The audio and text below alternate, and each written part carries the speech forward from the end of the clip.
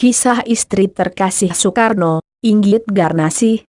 Tidak usah meminta maaf, Kus. Pimpinlah negara dengan baik, seperti cita-cita kita dahulu di rumah ini. Begitu ucap Inggit Garnasih kepada Kusno, mantan suaminya.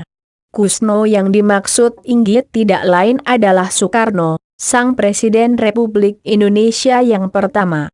Kala itu, di suatu hari pada tahun 1960, Soekarno mendatangi rumah Inggit di Bandung, untuk meminta maaf karena pernah melukai hati mantan istrinya itu. Soekarno menikahi Inggit pada 24 Maret 1923, saat ia masih menjadi mahasiswa Teknis Cheoges Colte Bandung, Cikal Bakal Institut Teknologi Bandung, ITB. Jarak usia yang terpaut 13 tahun lebih muda tidak kuasa menghalangi rasa cinta Soekarno kepada Inggit. Lantas, siapakah Inggit? Wanita ini adalah induk semang alias ibu kos yang menampung Soekarno semasa kuliah di Bandung. Berawal dari cinta terlarang, Inggit Garnasih lahir di Desa Kamasan, Kecamatan Banjaran, Kabupaten Bandung, Jawa Barat, pada 17 Februari 1888. Saat masih remaja, Inggit adalah kembang desa di kampungnya. Banyak lelaki yang berupaya mendekat untuk sekadar bisa mencuri perhatiannya. Si bunga desa itu akhirnya dipersunting oleh Nata Atmaja, seorang patih di kantor residen Priangan. Namun, pernikahan ini tidak bertahan lama, dan berakhir dengan perceraian. Kemudian, Inggit menikah lagi. Seorang pengusaha yang juga aktif di organisasi Sarekat Islam, bernama Haji Sanusi menyuntingnya. Pernikahan mereka baik-baik saja, meskipun tidak bisa juga dibilang bahagia, karena ia sering ditinggal suaminya yang terlalu sibuk. Hingga datanglah Soekarno. Soekarno masih berumur 21 tahun saat tiba di Bandung. Ia melanjutkan kuliah ke Kota Kembang setelah lulus dari Hogere Burger School, HBS, di Surabaya. Ketika itu, Soekarno bukan lajang lagi. Ia punya istri bernama Siti Utari, yang tidak lain adalah putri kesayangan bapak kosnya di Surabaya, Haji Umar Said Cokro Aminoto. Namun, rasa cinta Soekarno pada Utari lebih condong seperti cinta kepada saudara. Soekarno sering berinteraksi dengan Inggit, apalagi mereka tinggal serumah, lalu terjadilah peristiwa di suatu malam itu. Pada awalnya kami menunggu. Selama beberapa bulan kami menunggu, dan tiba-tiba dia berada dalam rengkuhanku. Ya, itulah yang terjadi. Tutur Soekarno kepada Cindy Adams, seperti yang dikisahkan dalam buku Bung Karno, Penyambung Lidah Rakyat Indonesia. Aku menciumnya. Dia menciumku. Lalu aku menciumnya kembali dan kami terperangkap dalam rasa cinta satu sama lain.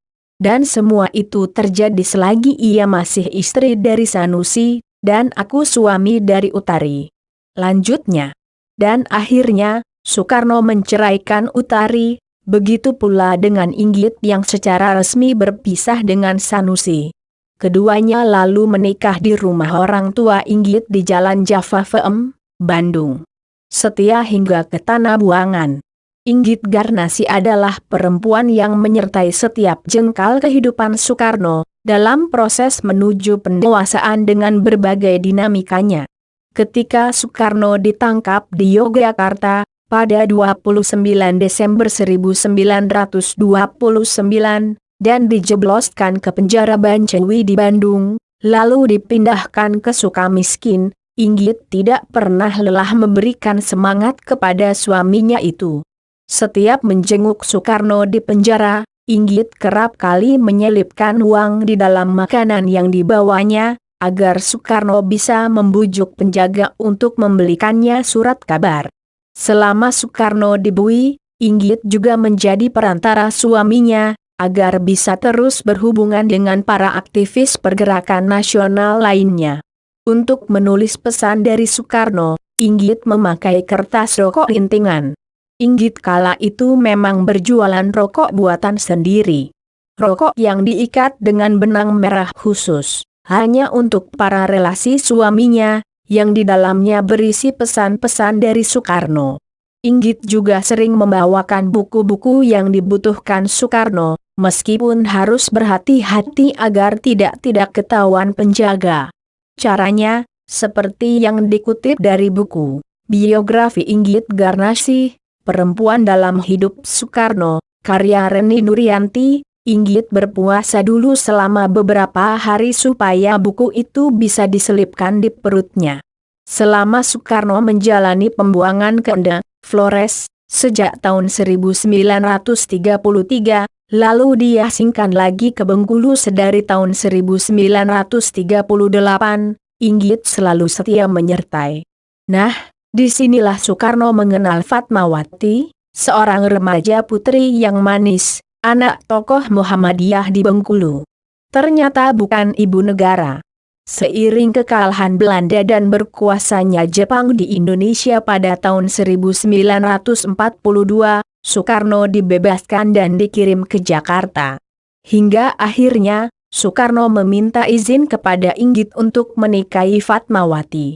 Aku tidak bermaksud menyingkirkanmu. Merupakan keinginanku untuk menetapkanmu dalam kedudukan paling atas, dan engkau tetap sebagai istri yang pertama, ucap Soekarno.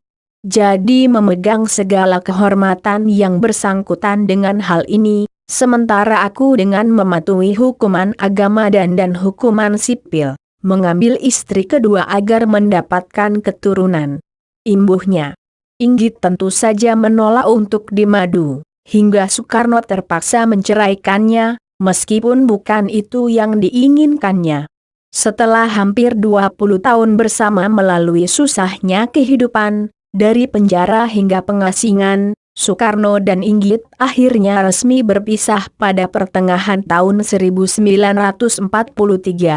Tanggal 1 Juni 1943, Soekarno menikahi Fatmawati. Usai Indonesia merdeka, pada 17 Agustus 1945, dan Soekarno menjabat sebagai Presiden Republik Indonesia pertama, Fatmawati lah yang menjadi First Lady, alias Ibu Negara. Sementara Inggit tetap sendiri dan masih tinggal di Bandung. Soekarno wafat di Jakarta pada 21 Juni 1970, setelah nyaris seluruh kekuasaannya dilucuti oleh Soeharto yang menggantikannya sebagai presiden. Begitu mengetahui Soekarno telah mangkat, Inggit langsung bergegas menuju ke Jakarta, ke Wisma Yaso, rumah duka mantan suaminya itu. Di samping jasad Soekarno, Inggit berucap dalam bahasa Sunda diiringi isak tangis yang sedikit tertahan. Kus, kiranya Kus mendahului, Inggit doakan. Sampai di sini, kata-kata Inggit terhenti.